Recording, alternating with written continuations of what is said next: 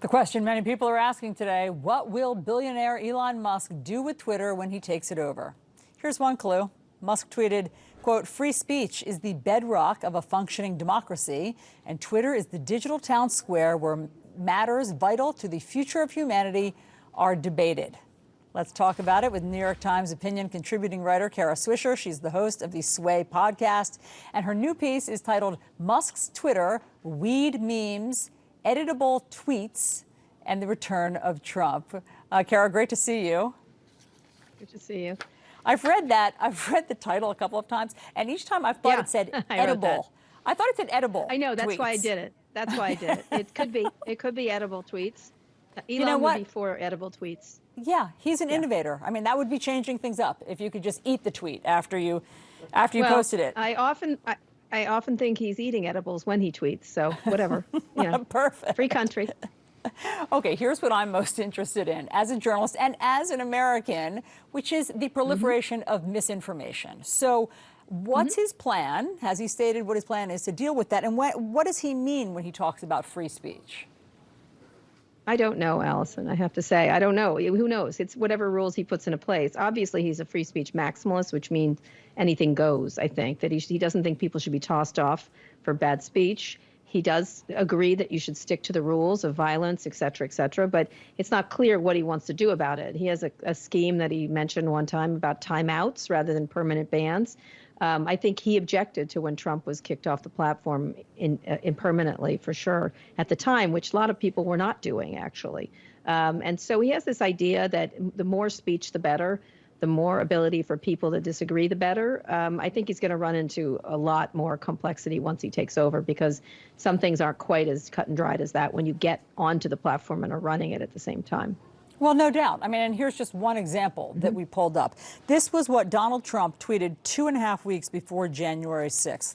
And I'll just read a portion of it. He says, "It's statistically impossible to have lost the 2020 election. Big protest in D.C. on January 6th.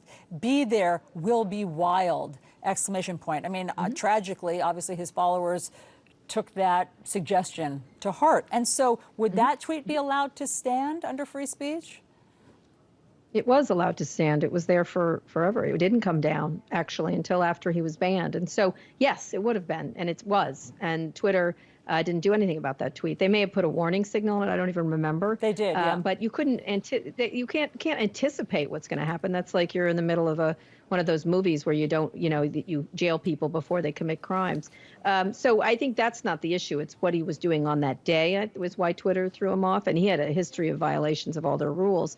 One of the issues is Twitter never enforced its rules. It was capricious in how it enforced its rules and somewhat ineffective. And that's, I think, what the point Elon is making, is that it's so capricious and so random that maybe we shouldn't have those rules in the first place. Yeah, and I don't mean, clearly he ginned up his followers. I don't mean that he could have predicted what was going to happen on January 6th. I just mean the part about it's statistically impossible to have lost the 2020 election. No, it isn't. I mean, that's misinformation. That's misinformation that gins up the crowd. But he should be able to say that. In that case, Twitter did not deem that as a takedown. People can lie. People can say, people do it on dating profiles all the time. Like, let's be honest, people don't tell the truth. And I agree, this is very dangerous stuff, especially when it's organized and it's used, amplified, and weaponized. And that's been a problem around anti-vax stuff. It's been a problem, et cetera.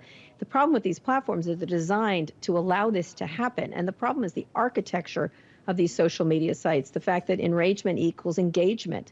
And so it's a bigger problem than just which ones to take down, because that's going to be an impossible task on lots of issues, including a lot of gray areas, which Elon's talking about, where it's not clear what you should take down. It's not clear whether you should put a warning up. And so the problem is so intractable as almost that it's not solvable, because it's humanity just doing what it pleases. And this is what you get when you have this kind of architecture. I only have 10 seconds left. Senator Elizabeth Warren says this is dangerous for democracy. Is it? I think Twitter's too small. The overall issue should be dealt with legislators like Elizabeth Warren. They should pass data and privacy laws. If they really care about this, they should have been doing regulation a long time ago. That's my feeling. It's not up to the social media companies to, we need Congress to act, and they haven't in the entire history of the internet. And it might be time for them to actually do their jobs here.